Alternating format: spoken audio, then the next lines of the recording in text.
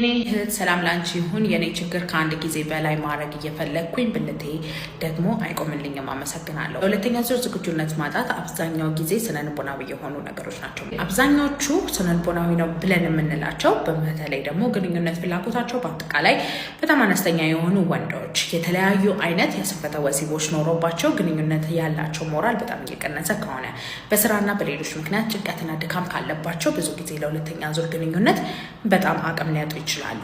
በዛ ላይ ደግሞ ማለት ነው እድሜያችሁ በጣም ከፍ ባለ ቁጥር ለሁለተኛ ዙር ዝግጁ የምትሆኑበት ሰዓት በጣም እየረዘመ ነው የሚሄደው። ብልታችሁ ጠዋት እየቆመ ከሆነና ለመጀመሪያ ዙር ክትር ብሎ ቆሞ ማያስቸግር ከሆነ ስነልቦናዊ የሆኑ ነገሮች ናቸው ማለት ነው። ግን ጠዋት ማይቆም ከሆነ ወይም ለመጀመሪያ ዙር ግንኙነት ቆሞ መሀል ላይ የሚልፈሰፈስ ከሆነ ወይ ጭራሽ ማይቆም ከሆነ ወይም ሲቆም ልፍስፍስ ሆኖ የሚቆም ከሆነ የዛኔ የደም ስር ችግሮች ሊኖሩ ይችላሉ፣ ሆርሞን ችግሮች ሊኖሩ ይችላሉ፣ ነርቭና ጡንቻ ላይ ያሉ ችግሮች ሊኖሩ ይችላሉ።